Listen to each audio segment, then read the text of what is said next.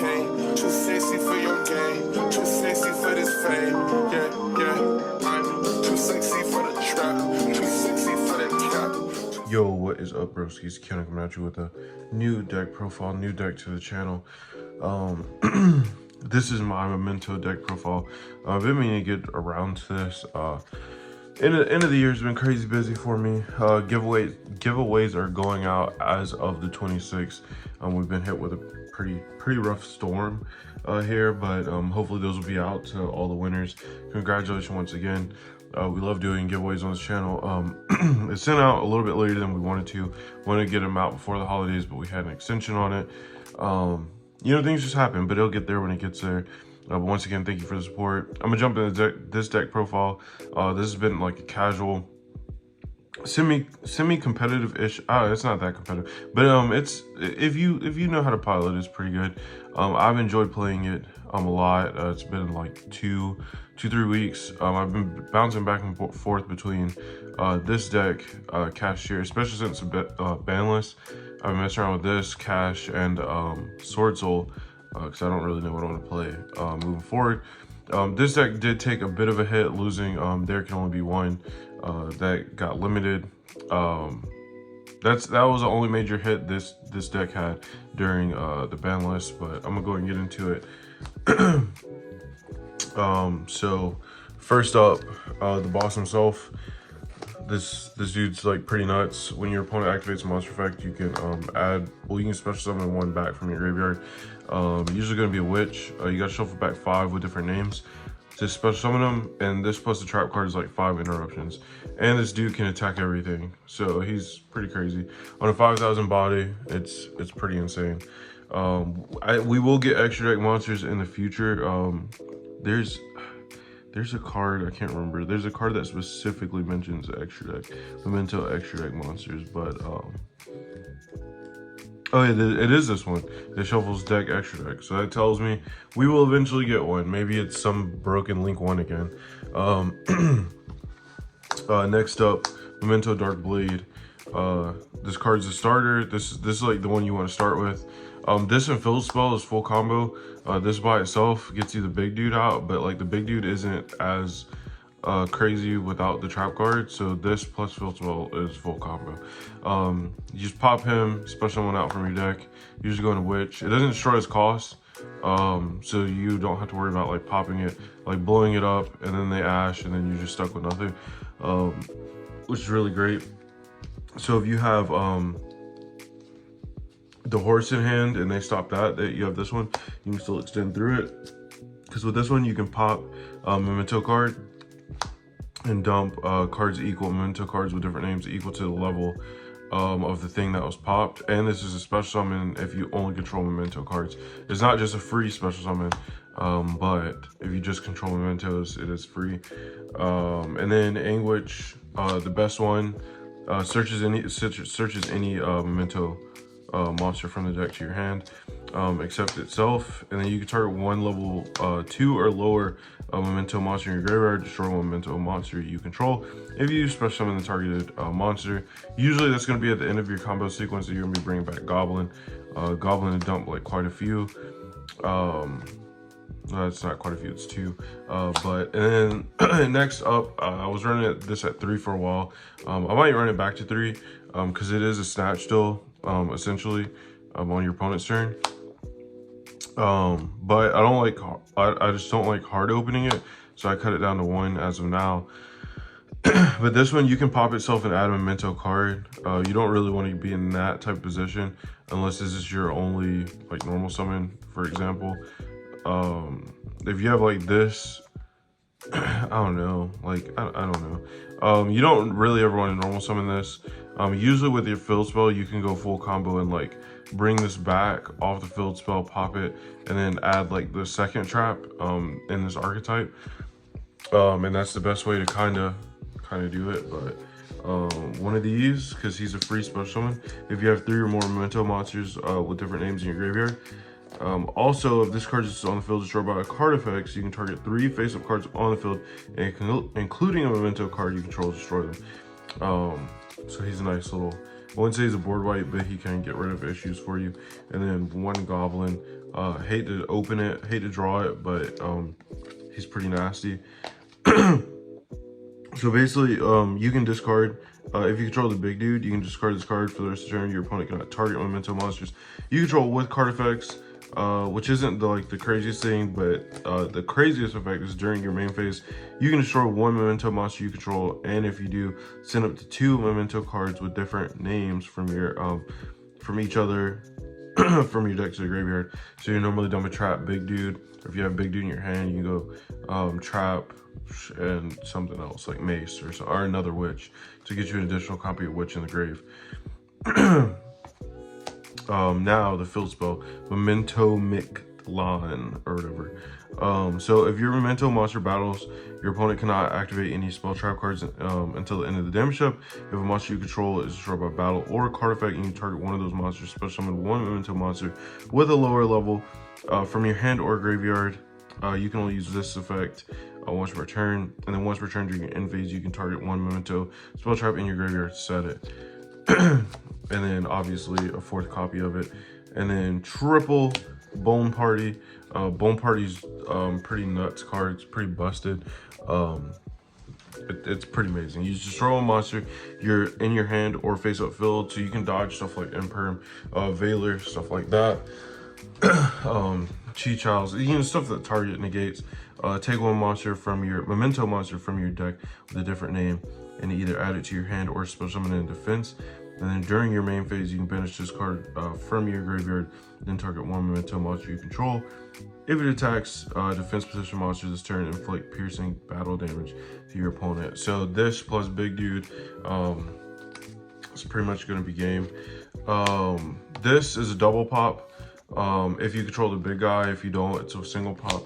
And this is your 5 interruption, because it brings your dude down like 1,000, just negate, negate, negate. But yeah, that is it for the Memento lineup. So as you can see, 1, 2, 3, 4, 5, 6, 7, 8, 9, 10, 11, 12, 13, 14, 15, 16, 17, 18, 19, 20, 21, 22, 23. So 23 main deck Memento cards. That means you have plenty of space for non-engine, as in hand traps, board breakers, stuff like that, or things to get to it.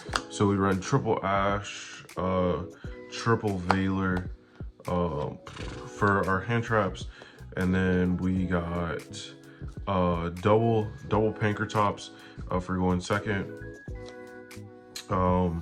That's it for going second like monsters. I'll add in, so I'll just put like all going second together. So another going second card, obviously, or going first, Pot of Prosperity. It's kind of your board breaker card. You can dig for a board breaker, so I kind of like put it in the category of board breakers. And then another board breaker, triple Mind Control. We're trying it out. This could easily be like triple Imperm, because you got the space for it.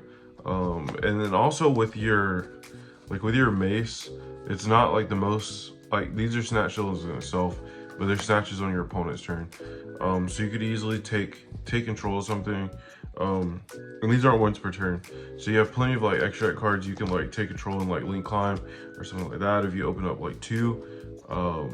But it's just trying it out. And then one change of heart, because I don't know if we're going second or not. It seems kind of crazy. Rhoda, and then Call by the Grave. So yeah, it gives you, that's like 17 spots for non-engine, unless you count like, I mean, you count Pot of Prosperity, so still like 14 spaces, like just free spaces. It's the easiest deck to side out and like side back in for. I've really been enjoying it. It's pretty crazy. Link Revo, Relinquish Enema, because you have a level 1. Dark the Dark Charmer. Because you have darks, there's a lot of darks in the meta. A lot of people's locals are still, the couple I go to, there's still a lot of branded, so you can just take some out of the graveyard and link climb. Celine, because obviously you have the access code talker line. Nightmare Unicorn, BLS, because after you use like your big guy, your creation, your combined creation, he's probably gonna have like 0 attack. He's gonna have like 0, and you can just link him off, and then you can go back through the same combo, bring him back. and he's huge. So there's a lot of big cards like in here that you can just link off BLS or something like that. You're not going to it often. Access code talker, because you can link climb through dark. Dark Celine.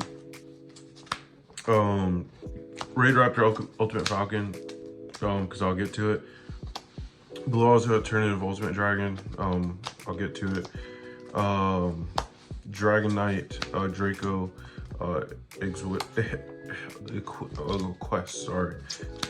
Starving Venom, Guilty, Predaplanet, Mud Dragon the Swamp, and Grua. So yeah, so now I'll be able to, I'm gonna go into the side. I don't typically go into the side, but I'll be able to explain 2 of the extra deck slots at least for you. So one card I'll go through it, and I'll kind of go through like my theory behind it. So triple alpha, the Master of Beast. Sorry for the glare. I like this a little more than Fenrir in this deck because if for some reason, so if I go alpha, I can bounce him back to the hand. Or Pankratops, you can crash something, pop it. Your Pankratops leaves the board. Fenrir, if you can solo like some boards with Fenrir alone. You can go, search Fenrir, add Fenrir, battle phase, banish something, attack over something. But the Fenrir doesn't go anywhere. We kind of need the Fenrir to be gone. We need the monster to be gone. So you can easily summon this to break a board, attack over something, or you can crash into a Baron they have, or you can swing over something, bounce this and their card back to their hand. And then you can go full combo from there, because if Alpha were to stay, or Fenrir, or like Fenrir, let's say Fenrir for example, if it stays on the board, it kind of inhibits you from going through your full combo line, because you the horse, I don't know their names. The horse is kind of essential, like through the combo to get your big dude out. And if your Fenrir is lingering, you can't even special summon the thing. So you're kind of like stuck. So I like Alpha a little bit more. Double Lightning Storm, just in case, like for back rows. Super Poly, of course. So Triple Awakening the Dragon, just because a lot of people, like when they play against the deck, they'll just side into like, because you don't really know, because a lot of people don't play this, you just know like the trap card. This trap card, these 2 trap cards are issues. If you establish both of these, it's just gonna be straight out issue for you. This is really hard to play through. 5 like monster disruptions. I'm pretty sure it's just monster. When your opponent activates a monster effect. Yeah, 5 monster disruptions is really hard, especially back to play through, especially backed with like if I have like hand traps, or if I have like Veilers or anything like that. It's really hard to like continue to play through. And it's not my monster negating it, it's a trap, so it kind of plays through talents as well. But a lot of people side in like Lightning Storm, stuff like that, and we'll just set them up with or Feather Duster. So they might go thrust into Feather Duster because your trap card activated, and they might try to blow up your back row. And then we have Waking the Dragon for it, so pretty neat. This worked a lot for me, like with mutants, and in testing this has worked a lot for me, believe it or not. It's kind of hilarious. Then anti-spell, because we don't need that many spells. We can establish our board and just flip up anti-spell, and it's kind of like GG from there. And then there can only be one. When we know we're going for it first, for sure, we'll put it in, and we'll try to, so if I open up Prosperity with full combo, I'll just go through full combo, and then Prosperity at the end, because I can dump all the cards out and then dig for there can only be one in a much smaller deck. But that's the only way you're getting to it. But I've been really digging it so far. I really like this, because a couple of these cards, like Ultimate Falcon's obviously pain to play through. Like if they like blow it up, Awaken the Dragon, it's just unaffected by everything. And then Ultimate Dragon is actually kind of crazy off of it, because your opponent cannot target or destroy this card with card effects, and then once per turn you can target 1 card your opponent controls, destroy it. So it's kind of like you have this like 4,500 like untargetable, you can't target or destroy it, so it's just kind of crazy. That means you got to beat over it or kaiju over it. It's kind of like a Baron in the sense that it can pop like every turn. This is crazy. Neat little card. I've been playing in it. That's been kind of like working. But that's pretty much it for this one. Remember, guys, like the video if you like the video. Comment down below what you would change. This is a new deck, so any help is much appreciated. So comment that down, like it, subscribe to the channel because we're trying to get a 1K still. Happy holidays. See you on the next one.